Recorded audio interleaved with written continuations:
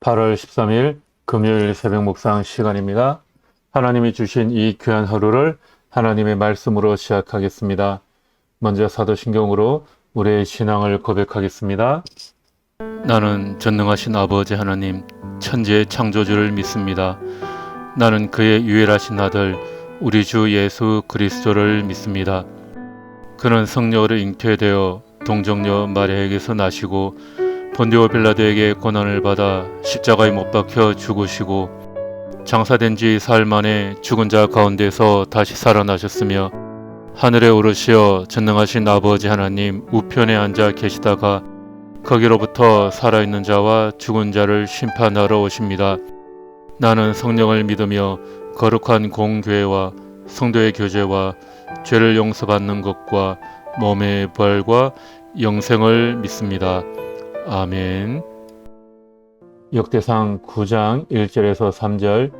이와 같이 온 이스라엘이 족보에 오르고 이스라엘 열왕기에 기록되었다. 유다는 배신하였으므로 바빌론으로 사로잡혀 갔는데 맨 처음으로 자기들의 성읍 소유지에 돌아와서 살림을 시작한 사람들은 이스라엘 사람과 제사장과 레위 사람과 성적 막 일꾼이었다. 유다 자손, 베냐민 자손, 그리고 에브라임과 므낫세 자손 가운데서 예루살렘에 자리 잡은 사람은 다음과 같다. 아멘. 오늘 읽을 말씀은 역대상 6장에서 9장까지의 말씀입니다. 야곱의 이혼에서 물어뜯는 일이라고 표현한 것처럼 베냐민 지파는 과격함을 지니고 있는 사람들이었습니다. 그러나 포로기 이후에 다들 용감한 사람들로 바뀌어졌습니다. 과격함의 성향이 오히려 용감한 지파가 되었고 약점을 장점으로 성화시킨 사람들의 대명사가 된 것입니다. 처음보다 나중이 좋았고 조급함이 열정으로 바뀌었습니다. 이처럼 베냐민은 여느 지파보다 많은 수의 사람들이 70년 뒤에 귀향하면서 이스라엘의 일부를 이루게 되었습니다. 본문 9장의 족보는 다윗왕 이전의 족보가 아닌 다윗왕 이후, 그것도 바벨론 포로 생활 70년이 지나고 다시 고향으로 돌아온 이후에 12지파 족보를 언급하고 있습니다.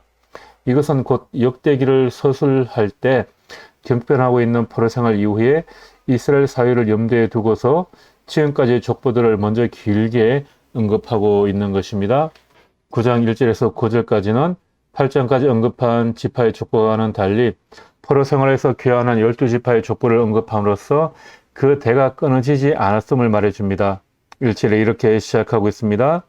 이와 같이 온 이스라엘이 족보에 오르고 이스라엘 열왕기에 기록되었다. 유다는 배신하였으므로 바빌론으로 사로잡혀 갔는데. 역대기 말씀의 의도는 어느 일부 지파의 족보를 강조하기보다는 온 이스라엘 전체를 거론함으로써 고토로 돌아온 지파들 간의 연합을 이끌어내고자 하는 것이었습니다. 1절 하반절에 밝힌 바대로 유다 왕국이 무너진 이유는 나라 자체가 범죄한 나라였기 때문입니다. 하나님을 믿는다 자부하던 유다 사람들이었지만 실제로는 자신을 도와 전쟁을 이기게 해 주실 거라 생각했던 그 신앙심이 완전히 무너지고 심지어 왕까지 쇠사슬을 칭칭 감고 노예처럼 타국으로 끌려가는 소물을 당하였던 것입니다. 그러하기에 바빌로니아 이국 땅에서 70년간이나 살아있던 왕족과 귀족 출신 사람들은 고향에 대한 한없는 그리움과 더불어서 또한 하나님에 대한 신앙의 좌괴감으로 인해 삶의 희망이 별로 없었을 것입니다. 이들에게 필요한 하나님의 메시지는 이스라엘에 대한 죄 심판으로만 끝나지 않고 다시금 회복해 주실 것이라는 사실을 알리는 것이었습니다. 역대기 말씀의 끝부분인 역대기하 36장 21절에 이렇게 말씀하고 있습니다. 그리하여 주님께서 예레미야를 시켜서 땅이 70년 동안 황폐하게 되어 그동안 누리지 못한 안식을 다 누리게 될 것이다 하신 말씀이 이루어졌다.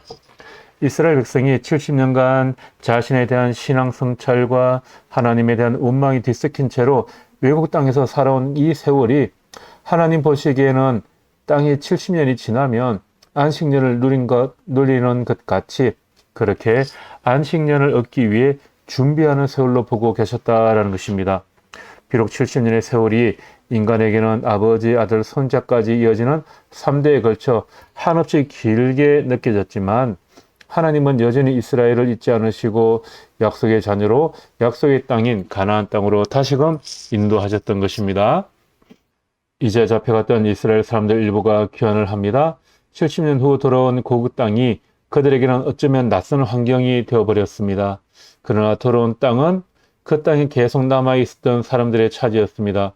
그러다 보니 거주자들과 귀환자들 간의 갈등이 나타나기 시작합니다.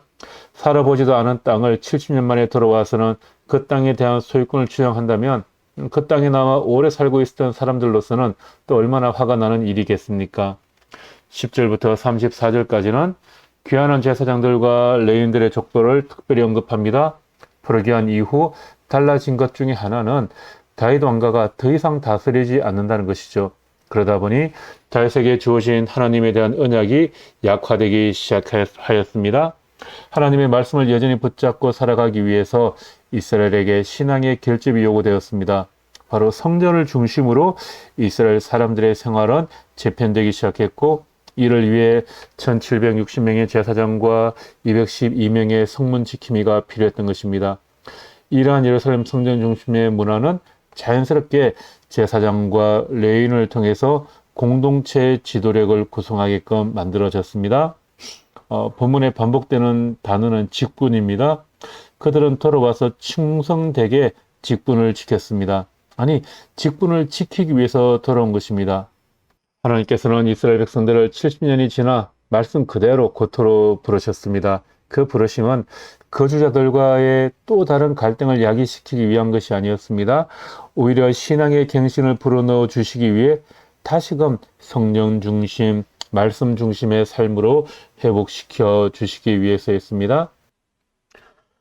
세상 속에서 하나님의 위로자요 권면자로 부름받은 레위인과 제사장을 통해 다시금 성령 중심, 말씀 중심으로 회복되는 공동체의 삶이 필요한 것입니다.